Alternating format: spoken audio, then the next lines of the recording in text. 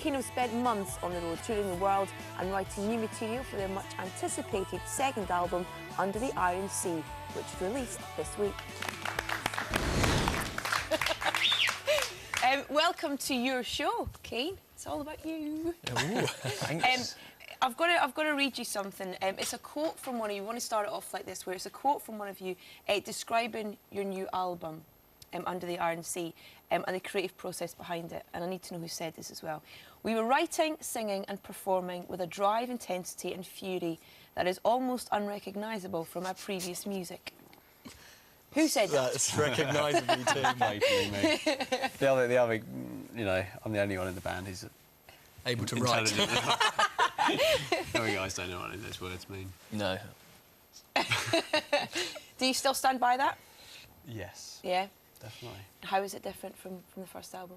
The songs, you know, they're a kind of snapshot of our lives and where we are, and how we were all feeling at the time. So, and I think those things are different. You know, I think they're kind of the problems that we've had between us as friends, and just kind of being older and kind of being citizens of the planet and beginning to find that, you know, a bit of a kind of scary thing, was all kind of fuel for it. So it is very different.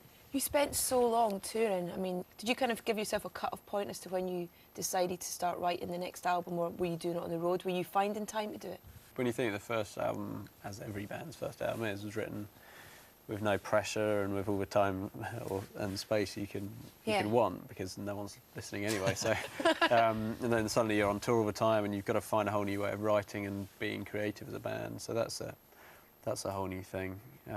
Why is it difficult, or is it difficult to write on tour? It's a thing that a lot of kind of songwriters complain about. If the only place you ever get to write a song is in the back of the tour bus, like in half an hour between sound checks or something, it's not exactly conducive to really getting in the zone. We weren't sort of getting on and talking about stuff, but it's actually quite easy to shut yourself away. You've only got to, you know, put your computer on and some headphones on, and you can be, you know, you might as well, I don't know, you can almost make yourself feel very alone on a tour bus. I mean, we were spending more time with each other than ever before, but we were all kind of living these parallel but separate lives, you know, and it was very strange because, you know, the two things that we've kind of have always been kind of certainties in our lives since we've, you know, been kids are our friendship and our music, and it suddenly felt like those things began to disappear. How bad did it get? I mean, it's not as if we sort of having like big fist fights or anything, but I think we had a gradual process of just grinding to a halt. I think everyone just felt this need to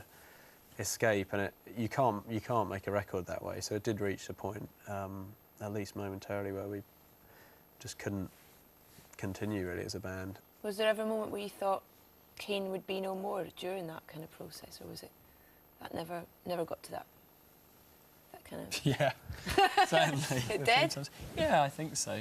Yeah, it's that classic thing about never kind of mixing family with business or whatever it is, but, you know, being in a band is the worst thing for that, because, you know, you do have kind of professional responsibilities, but you also have mates and you want to hang out, and it does get hard to kind of strike the balance. Our music and our songs and just that thrill of creating something together has been something that's been a constant thread through all our lives, and that was eventually the thing that kind of rescued us, just realising that we could still create something really powerful. It definitely helped to make things better.